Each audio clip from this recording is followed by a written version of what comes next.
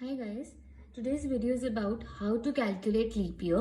जो हमारा leap year होता है वो हमारे बहुत सारे सब्जेक्ट्स में काम आता है. जहाँ पे भी जिस फील्ड में भी कैलेंडर क्वेश्चंस होते हैं, जैसे कि मैथमेटिक्स हो गया, statistics at times, financial accounting, cost accounting, ऐसे बहुत सारे सब्जेक्ट्स में काम आता है.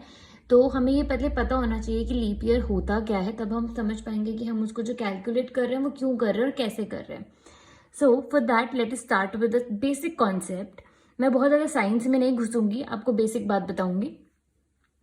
जो हमारा सन होता है, आप सबको पता है सन क्या होता है. जो हमारा सन होता है, हमारी अर्थ को उस सन के पूरा चक्कर काटने में, ये जो पूरा ऑर्बिट होता है, इसका पूरा चक्कर काटने में कम से कम जो टाइम लगता है वो लगता है 365 डेज. उस 365 डेज को हम बोलते हैं एक साल. हमारे लिए वो एक साल बन जाता है. तो बेसिकली हमारी अर्थ को सन का एक पूरा चक्कर काटने में एक साल लगता है. लेकिन ये जो हम एक साल लेके चलते हैं ना, ये पूरी एग्जैक्ट फिगर नहीं है, ये एक अप्रोक्सीमेट फिगर होती है. बेसिकली हमारी इस अर्थ को सन का पूरा चक्कर काटने में जो टाइम ड्यूरेशन लगती है वो होती है 365 days plus 5 hours 48 minutes and 46 seconds. और ये भी अगर हम देखें तो अप्रोक्सीमेटली ये हो जाते हैं आपके 6 आवर्स. ठीक है. तो अब पॉइंट ये है कि ये 6 आवर्स कहाँ जाते हैं. फिर इन 6 आवर्स का हम क्या करते हैं, तो हम क्या करते हैं मैं आपको बताती हूँ. हम इन 6 आवर्स का ये करते हैं कि इन 6 आवर्स को अब हमें एडजस्ट करना है अपने कैलेंडर में, अपने पूरे साल में कहीं पे हमारे को ये 6 आवर्स एडजस्ट करने हैं. तो हम ऐसे एडजस्ट नहीं करते हैं. हम क्या देखते हैं, हम सोचते हैं कि कैलेंडर में वो महीना देखते हैं जिस महीने में सबसे कम दिन है. क्या आपको मेरे सामने फ्रेम में ये चीज दिख रही है? मैं जूम करके दिखाती हूँ. हमारे पास सबसे कम दिन जो होते हैं वो फरवरी के मंथ में होते हैं, 28 डेज. लेकिन यही अगर आप देखोगे हमारे अगर और मंथ्स में आपको दिखाऊं यहाँ पे, जैसे कि ये जून का महीना आता है, तो जून के महीने में कम से कम आपके पास 30 डेज होते हैं. वैसे अगर आप मई का महीना देखोगे तो मई के महीने में आपके पास कम से कम 31 डेज होते हैं. लेकिन यही फरवरी एक ऐसा इकलौता मंथ है जिसमें हमारे पास जो है 28 डेज होते हैं. तो हमने सोचा कि हम इस 6 आवर्स को, ये जो हमारे अप्रोक्सीमेट 6 आवर्स हैं, इसको हम एडजस्ट कर देते हैं इस महीने में, जिसमें ऑलरेडी बाकियों के कंपैरिजन में सबसे कम जो होते हैं वो दिन होते हैं. अब हम इसको एडजस्ट कैसे करें, तो उन्होंने इसको इस तरीके से एडजस्ट करा है, साइंस के अकॉर्डिंग इस तरीके से एडजस्ट हुआ है कि 6 आवर्स को हमने 4 सालों के बाद एडजस्ट करा है. आप देखोगे ये कितना बन जाएगा, 24. ये पूरा एक दिन बन जाता है. हम 6 into 4 कर रहे हैं तो ही 24 बन रहा है, तो ही हमारा एक साल बन रहा है. तो हम क्या करते हैं कि 6 घंटों को 4 साल में जोड़ देते हैं. एक साल का 6 घंटे, अगले साल के फिर 6 घंटे, उसके अगले साल के भी 6 घंटे. लेकिन हम उसको यूज करते हैं सिर्फ एक साल में, और उस एक साल को हम बोलते हैं लीप ईयर. तो 29 फरवरी जो है वो हर 4 साल बाद आती है. हमारे कैलेंडर के अकॉर्डिंग हर 4 साल बाद ऐसा एक दिन एक्स्ट्रा हमारे फरवरी की कैलेंडर में आता है, और उस टाइम हम जो फरवरी की डेट लिखते हैं वो 29 डेज हो जाती है. तो this is what leap year is. Basic terms में बोलूँ तो लीप ईयर का मतलब एक एक्स्ट्रा दिन मिलता है हमारे को हमारे कैलेंडर में फरवरी के मंथ में हर 4 साल बाद. So this is the concept about leap year. ये वीडियो लीप ईयर के बारे में ज्यादा नहीं है, सिर्फ उसकी कैलकुलेशन के बारे में है, तो इसलिए मैंने उसको शॉर्ट में रखा है. नाउ हेयर कम्स अबाउट कि हमें अगर अपने क्वेश्चंस में लीप ईयर को कैलकुलेट करना है तो वो हम कैसे कैलकुलेट करेंगे.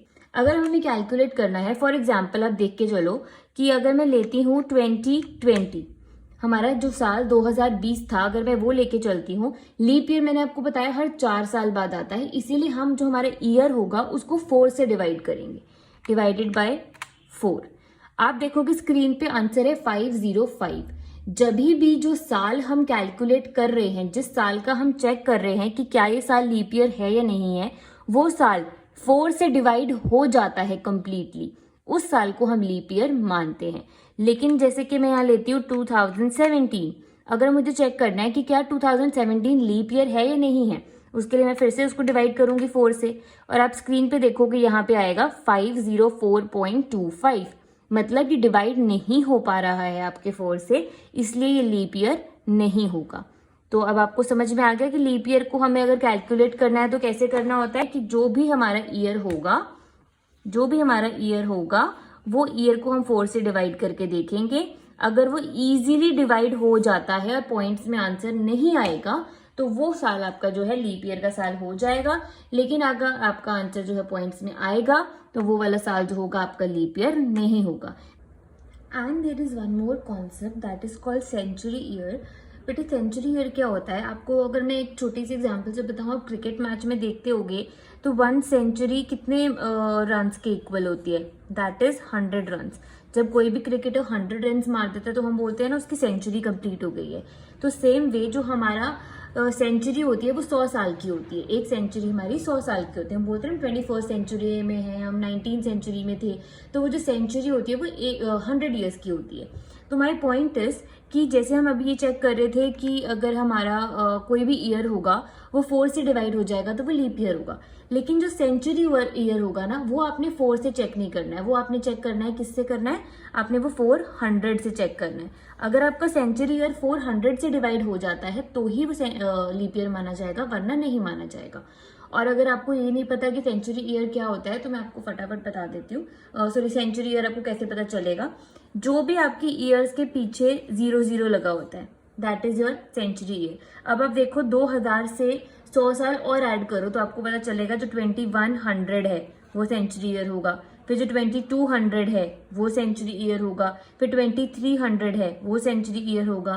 तो बेसिकली जिस भी ईयर के लास्ट के दोनों नंबर जो हैं वो 00 निकल के आएंगे वो आपका सेंचुरी ईयर ही होता है।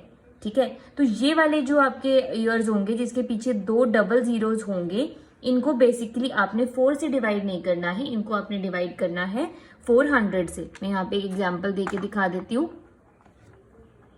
अगर मुझे 2500, ये सेंचुरी ईयर है, क्यों, क्योंकि इसके लास्ट के जो दोनों डिजिट्स हैं वो 00 हैं, प्लस ये 100 साल बाद आया है, जैसे 2000, 2100, 2200, 2300, 2400, तो ये 100 साल बाद चल रहा है। तो ये आपको समझ आ गया सेंचुरी ईयर मतलब आपने बेसिक लैंग्वेज में ये समझ जाओ एटलीस्ट क्वेश्चन निकालने के लिए कि लास्ट के जो 2 आपके डिजिट्स हैं अगर वो 00 आते हैं तो वो ईयर जो है वो सेंचुरी ईयर है। इसको आपने डिवाइड करके देखना है 400 से। ये आपका इजीली डिवाइड नहीं हो रहा है, यहाँ पे 6.25 आ रहा है जो कि डेसिमल्स में आ रहा है, तो ये वाला ईयर जो है लीप ईयर नहीं होगा। So this was the concept about century year. Thank you so much for watching the video. If you like it, do subscribe to my channel.